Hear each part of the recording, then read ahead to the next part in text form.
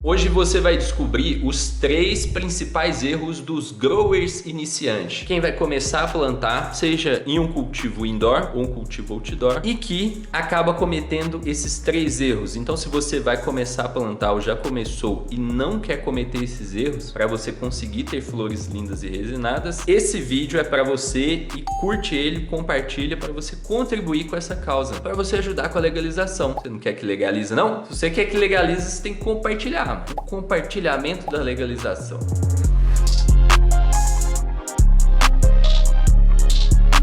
Bom, para você que ainda não me conhece, eu sou o Jean Silva, eu sou fundador aqui desse canal lindo, maravilhoso, chamado Plantando Bem. E hoje nós vamos falar aqui sobre os 3 erros comuns do grower iniciante e como que você soluciona ele. Eu tô falando rápido, né? Tô acelerado. O primeiro erro mais comum de todos é usar uma luz muito fraca, que não seja adequada para o cultivo.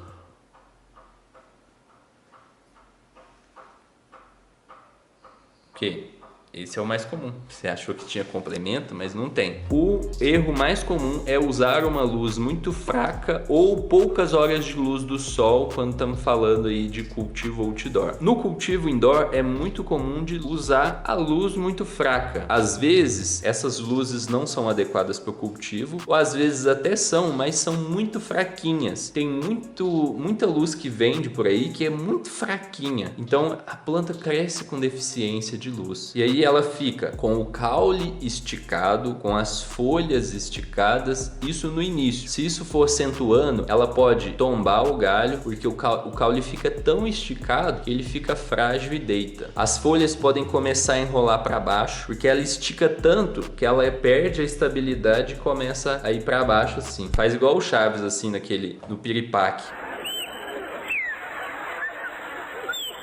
E consequência disso são flores menores, isso se chegar até a colheita, porque às vezes pode até ser que a planta não chegue até a colheita se a falta de luz for extrema. Como resolver o problema de falta de luz? Você resolve isso com uma luz adequada para o cultivo, a uma distância adequada para um ambiente adequado. Nossa, Jean, mas e aí? Qual que é a luz adequada para o meu ambiente? Bom, então como cada um tem um ambiente, tem um e-book gratuito onde eu compartilho 3 modelos de grow, onde tem 3 ambientes mais comuns, um pequeno espaço, um médio e um grande espaço. E aí lá tem a luz recomendada para cada espaço e os tipos de lâmpadas que são usados no cultivo. Esse e-book está aqui na descrição, é só você ir lá, clicar e fazer o download. É gratuito, chega no seu e-mail em alguns minutos, beleza? Vai lá, descobre qual é o seu espaço e usa uma lâmpada adequada para aquele espaço a uma distância adequada.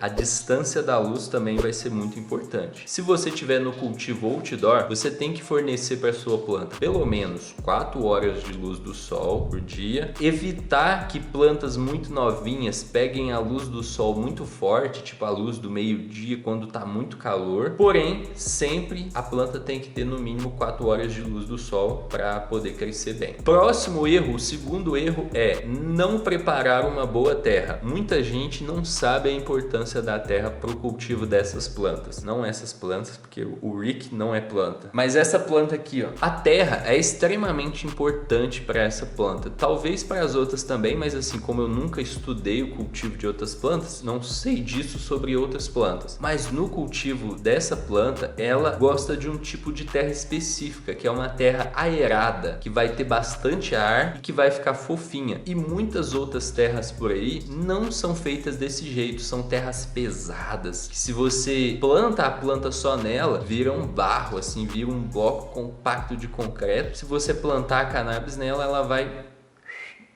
correr ou ter muitos problemas. Ou também tem gente que pensa que é pegar a terra do quintal, colocar num vasinho e tá pronto. Também não é, porque a terra ali ela não vai ter nutrientes, ela não vai ser aerada provavelmente. Então você precisa preparar uma boa terra. Ah, Jean, preparar uma boa terra é comprar turfa e perlita? Também. Você comprar turfa e perlita é uma maneira de você comprar uma ótima terra inerte que você vai usar ali fertilizante. Mas nem sempre precisa precisa ser assim. Você pode fazer com coisas orgânicas, esterco, só que tem que ser feito da maneira certa. Não é pegar a terra do seu quintal, pegar borra de café, casca de ovo. Não, é pegar uma receitinha de solo orgânico com estercos, com guano, com às vezes tem areia, com uma mistura ali de terra. Você vai, faz aquela mistura e planta. Então prepare uma boa terra para você solucionar esse erro comum. E se você está gostando, comenta aqui qual foi o erro que você já cometeu ou que você está cometendo agora. Comenta qual que é a sua dúvida aí. E o terceiro erro comum é achar que tudo é deficiência de nutriente. Eu também já cometi esse erro. Eu ia lá, via alguma coisa na planta e eu pensava assim, isso é deficiência de quê? Tipo assim, eu não pensava qual é o problema. O que vinha na minha mente é, isso é deficiência de quê? E eu vejo isso acontecer muito com os growers iniciantes. O cara tá lá com a plantinha, ele fala, cara, minha planta não tá crescendo, é deficiência de quê? É deficiência de magnésio? Esse é o mais comum, é deficiência de magnésio? E a parada é a seguinte, dificilmente vai ser deficiência. De cada 10 problemas, 1 ou 2 são deficiência de nutriente. Todo o restante é alguma coisa que tá travando o nutriente. Então, por exemplo, é o pH desregulado, é a umidade baixa, é o excesso de água, é o solo compacto, às vezes é até o excesso de fertilizante. Olha só, o excesso de nutriente faz a folha apresentar como se fosse uma deficiência, que é o que a gente chama de bloqueio de nutriente. Você já usou bastante fertilizante e aí tem tanto fertilizante ali no solo, em volta das raízes, que a planta não consegue absorver o nutriente. Então o solo tá cheio de nutriente, só que a planta não consegue absorver. E essas coisas são mais comuns de acontecer do que acontecer uma deficiência de nutriente de fato. Então esse é um erro muito comum, achar que tudo é deficiência de nutriente. E eu vou te falar para você que não é. Primeiro, você tem que seguir um método e seguir todo o passo a passo de cultivo. E você tem que ver ali dentro daquele método o que não está de acordo com aquele método. Aí, depois que você tiver com um método redondinho, 100%, tá tudo certo. A umidade tá certa, a terra tá certa, a luz tá certa, o pH tá sendo controlado, o vaso tá num vaso adequado, a umidade tá numa umidade adequada, tá tudo certo e a planta ainda tá apresentando folhas com sinais de deficiência. Aí sim, aí você vai procurar por uma deficiência, só depois de ter verificado os outros fatores do cultivo, certo? Inclusive quem me acompanha aí já deve ter visto eu fazer isso várias vezes quando eu abro uma live de perguntas. Sempre, quase toda, eu abro uma live de perguntas, vem alguém, minha planta tá com deficiência. E aí eu falo, cara, tem que olhar o que tá acontecendo com a planta, como que tá a umidade, como que tá isso, como que tá aquilo. E aí, na maioria das vezes, a gente resolve antes de chegar no problema deficiência, certo? Então é isso. Se você gostou desse vídeo, compartilha ele com um amigo, uma amiga, deixa seu gostei aqui. Eu vejo você no próximo episódio. Grande abraço e boas colheitas!